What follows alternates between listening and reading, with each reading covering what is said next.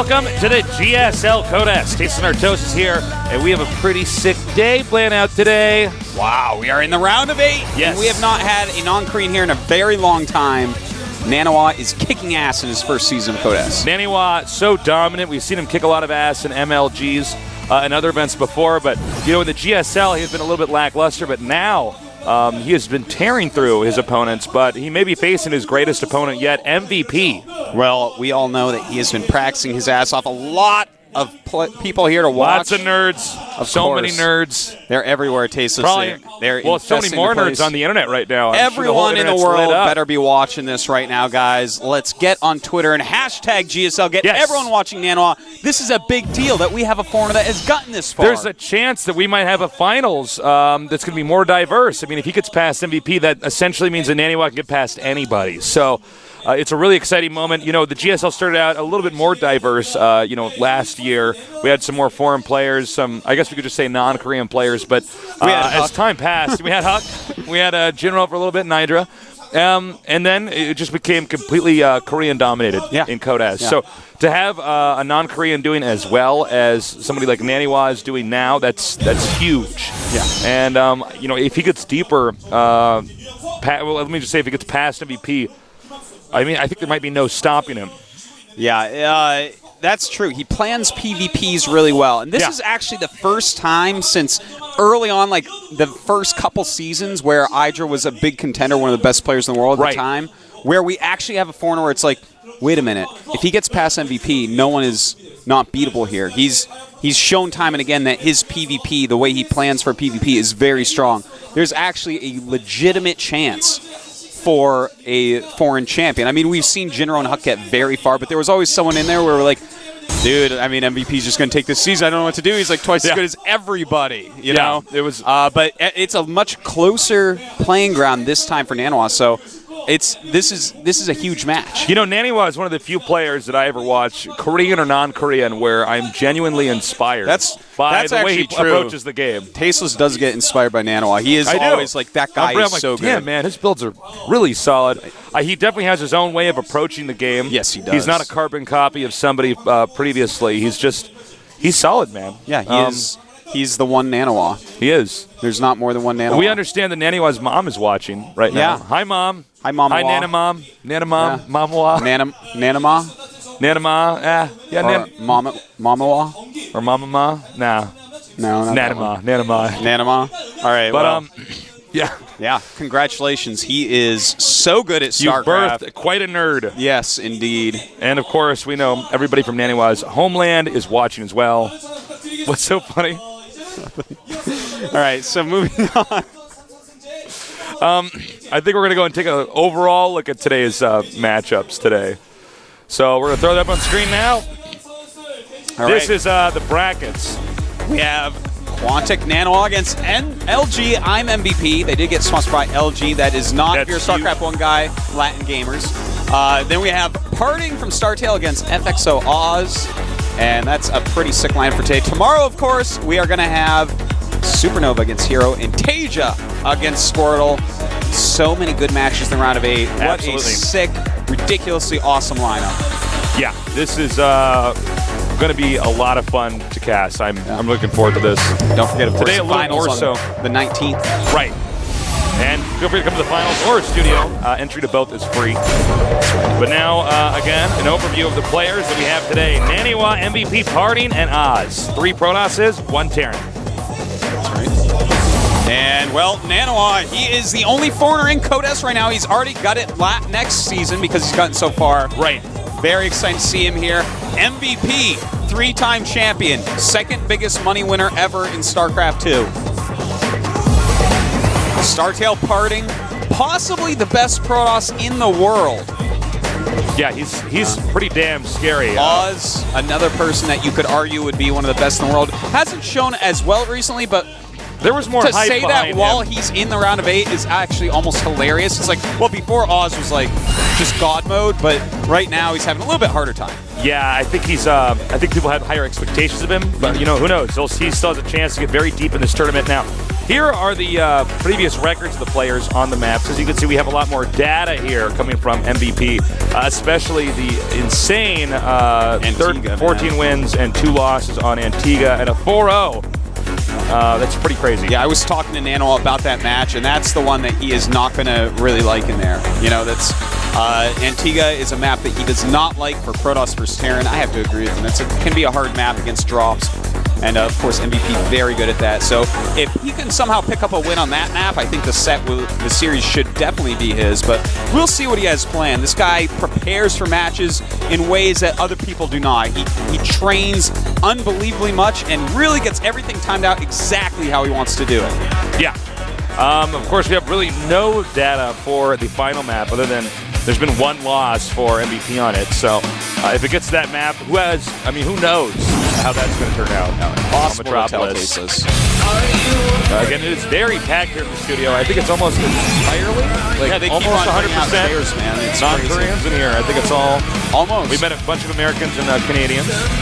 There's our usual Swedish groups that's showing up this season here as well. Yep.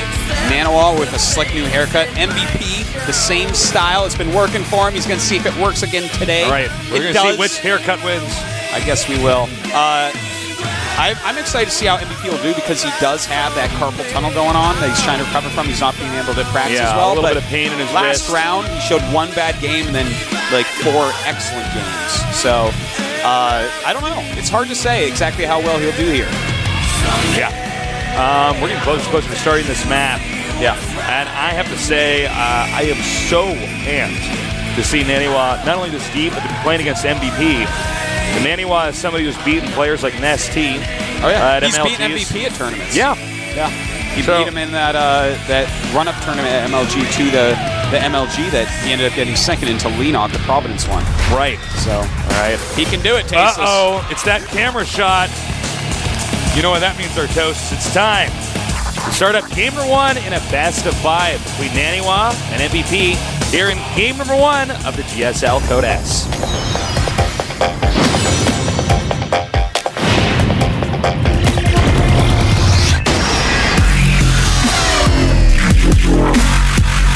Will be Cloud Kingdom. Fittingly, the map sort of has a giant S in the middle of it. Yeah, S for Super Cloud Kingdom. Yeah, of course. And introducing our players in the bottom left, the Foreigner Hope. Can he get deeper into this GSL? His ID is Quantic NaNiWa.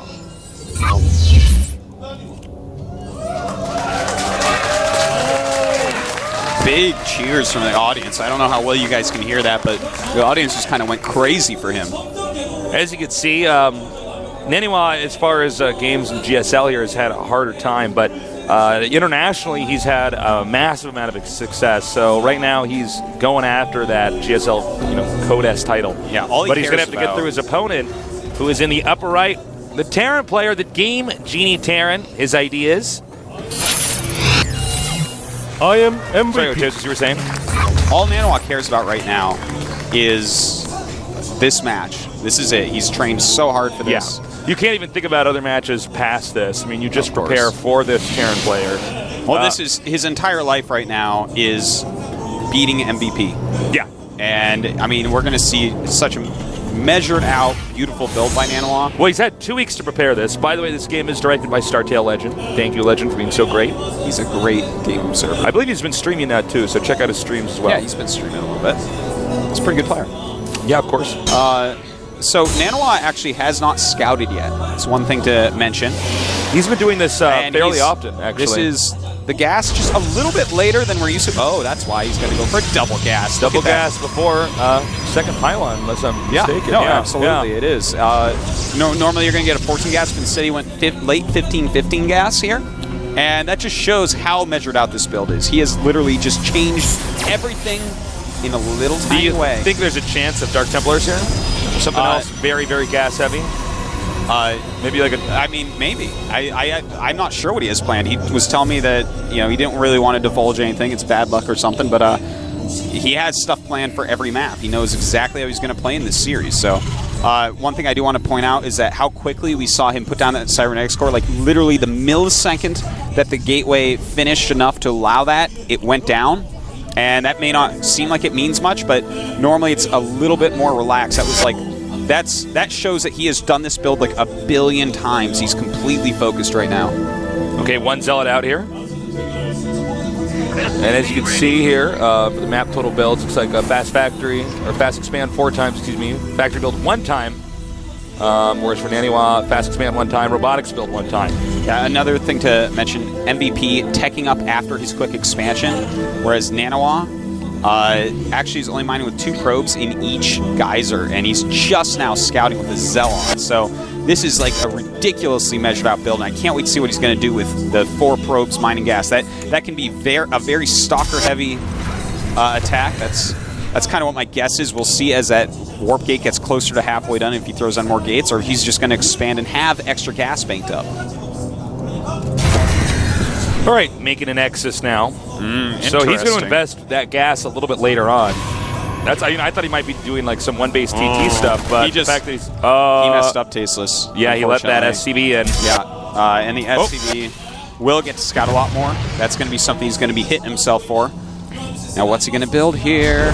A robotics facility. Maybe he's going to go for some kind of Colossus timing. I believe you're probably right there, Tasteless. I think he's probably going to do that, but we'll have to see. I mean, this placement of it looks like it wants to rally quick Colossus, but off of a Nexus, normally you're not going to see some sort of quick Colossus attack because they should have enough. So it might just be in that location to more quickly get observers out. It's hard to say, but I do suspect there will be at least Colossus tech this game. Yeah. All right, the factory almost done now. Note MVP did go for tech right after the fast expand, which is one of the many variations you can do for fast expand.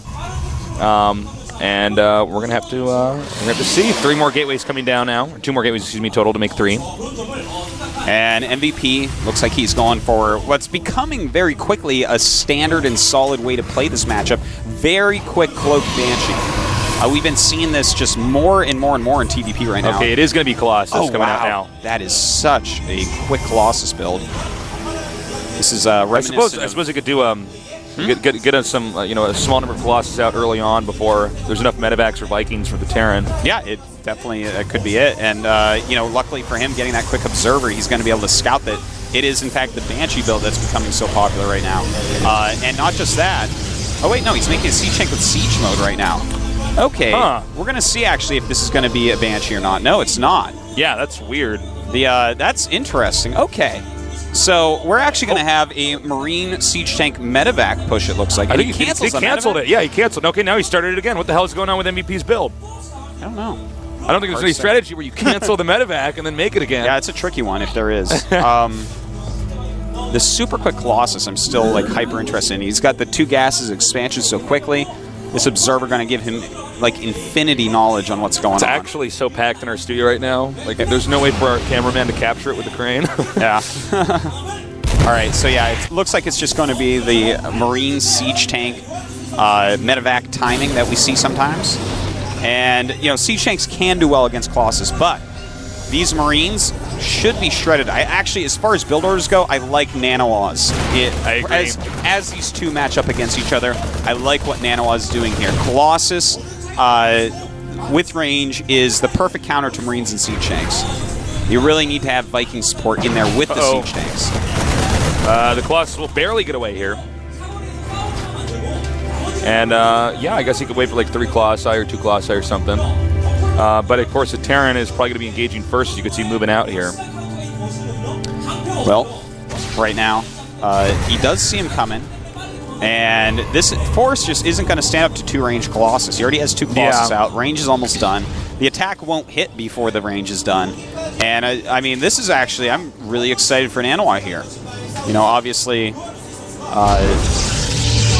Yeah, it looks like NaNiWa is planning on just deflecting this attack and then, countering. But you can see MVP's moving around. Excuse me, moving around, like turning around. It's got to be very careful. And, ooh, more gates on the way. So he's actually doing a 3 Colossus range timing, perhaps. That's what it's looking like. It looks like these gates are timed to finish up and have that Colossus come down. He's already got a proxy pylon. And hitting quickly with 3 Colossus can be very good. It used to be much more popular, but it kind of got phased out. because of all sorts of things, just metagame type stuff. But here against this build, I'm excited to see if this can actually work. Do you think he should go around to the upper left, or with the location of that pylon, should he just go ahead and just try to barrel through the small entrance to the rocks? Because, I mean, that's like a big funnel for the army. Yeah, that's... I wouldn't go through there, man. It looks like he's going to go to the top, and then maybe you have a second warp in come through the bottom. Oh, no. Stalkers are going the wrong direction. Bad hockey in there. That's wow. minus 3 Stalkers, and one so squishy it's pretty much going to die. It's so squishy, man. Yeah. That's actually really bad for NaNiWa. He really needs every single unit. When you're doing a tight timing like this, one that really, you know, people haven't seen that much, you need every single unit.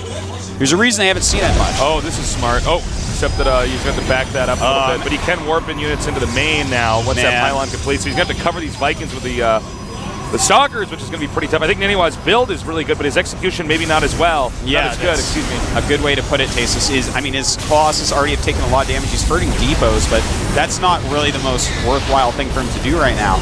With a bunch of Vikings and siege tanks out, this Colossus-based army is not looking so tough. You think he's just going to turn around and take a third? He might. I mean, I don't see this attack from NaNiWa working at all, especially with the bunkers that are now done. No, you're completely right. I mean, it should not be able to do anything. And from here, I actually think, unless MVP might be like, you know what, this is not a really great economy build I've done. I want to go medevac. Oh my God. That's one small victory there for NaNiWa. Yeah. Losing that one medevac and 8 Marines in it. That's quite true. But you know, MVP, I could see him just moving out and being like, all right, you went into Colossus Tech. I have Stim, I have medevacs, I have siege tanks and Vikings, which should negate the splash very well. You know, it's too bad because I feel like really if those Stalkers hadn't been hit, I think NaNiWa would have had a much better chance of kind of barreling in there and attacking. I think he may have not attacked simply because he lost all those. Part of me wonders if he should have just, you know, outside, just tried to shoot down the rock instead of trying to go around and just barrel up that way too. I like trying to go around because if you look at the actual range of a Colossus compared to a siege tank, the siege tanks aren't really positioned right to stop the Colossus from picking them off. You know, right. If you go in from a side, it's going to be a lot easier to attack siege tanks that aren't in a straight line against you. Okay, so we have both players at about 150 supply now. The third base is being acquired by NaNiWa, and you know, it does not appear as though MVP is going to take a third right away here. He might just be going for a 2-base timing push. Well, you know what? He's getting his charge. He just got his Templar Archives. He's getting that +2 attack, a lot more gateways. This is going to be a down and dirty battle, Tasteless. I mean, they're going to be pretty similar in supplies. NaNiWa unfortunately got supply blocked there for a moment, and his third losing those pylons. Yeah, his third's just finishing up. So MVP's hitting at a great time where this third has been completely useless so far. Okay, he's scanning, sees no army there. He'll probably scan again here before attacking into this location. We do have some Templars out here, and I think, due to the time constraint here, they're going to have to turn to Archons. He's scanning. He's starting to shoot down the Colossi. This is getting dangerous. Already lost one before it did any damage here. Into the stimming, and I don't think that NaNiWa is going to survive this attack. It's hard to say. Yeah, it doesn't look like the Marines are spilling in here. Even SCV's coming down, and now the Vikings are going to go and land on top of the Archons. Normally not a good choice, but looks like a good one here. Yeah, he picks them back up again after that. And, well, that's a lot of units for MVP. And if he moves those siege tanks forward, that's a lot of damage output. Now, no, he did not move the siege tanks forward in a timely fashion. I was just going to give him a little bit of time. No, there are not a ton of medevacs there to heal, so every time he stims, he's got to come in. That is so right. He did bring SCVs as well, so he lost quite a bit of his economy. He's at this point, he's a little bit all in. And if NaNiWa can actually notice that and hold this off, he can actually go back into a macro game against MVP. Yeah, exactly. It's 66 probes to 44 SCVs. I mean, NaNiWa, if he can somehow stabilize, if he can like eliminate a big chunk of this army, then it can get back to normal, as weird as that may sound. Well, it's going to be 2-base against 2-base. Note that MVP is turning around. I don't know if he's going to destroy the rocks or if he's going to go home and take his own third. Yeah, it's hard it's hard for him to. It's a difficult position for MVP because it's not clear what the supply is for NaNiWa right now. MVP does have a lead. It looks like he's going to try to get rid of the rocks and then make a call from there. It's also a bit of a tell that there are probes with NaNiWa's armies, so that's indicating that NaNiWa feels that he's actually behind in this attack. Well, he is right about that. He is a bit behind. He's going to need a little bit more than what he has. But actually now he has a good number of charge lots. He has a second Immortal about to pop out, and he has 4 Archons, which is going to be pretty big. But those Siege Tanks do ridiculous splash damage, so he's going to have to be very careful with how he attacks into it. Notice that NaNiWa has very smartly switched out of getting Colossi. He's going to make the Vikings basically useless. Yes, that's exactly right. In fact, Vikings are continuing to be made, so that's kind of...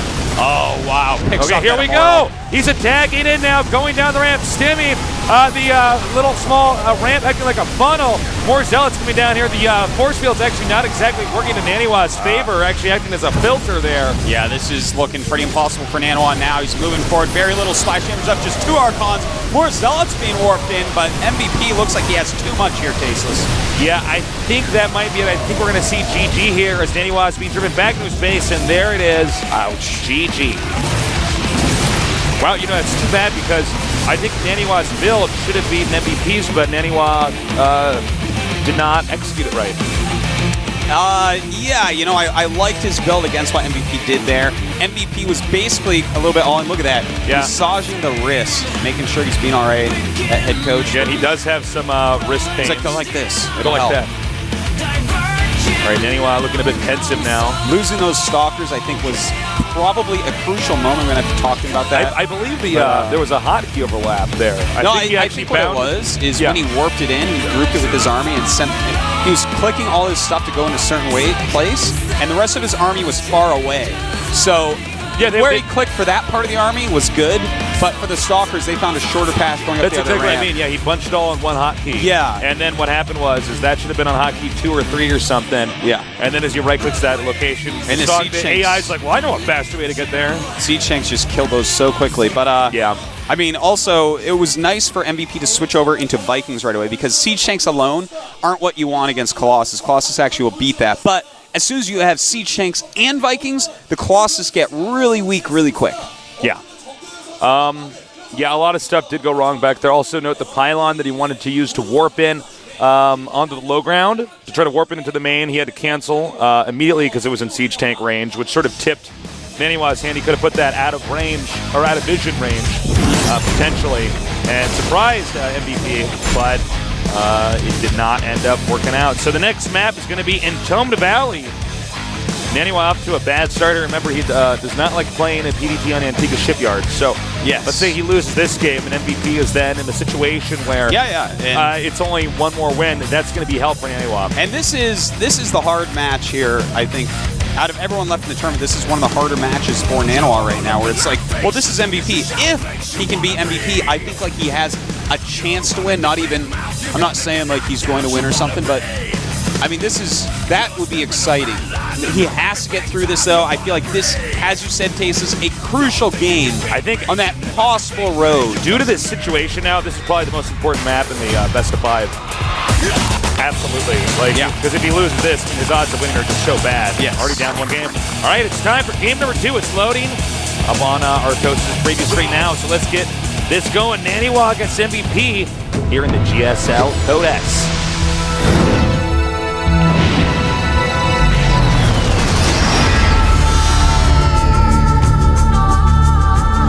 Got some cryptic music playing for Entombed Valley.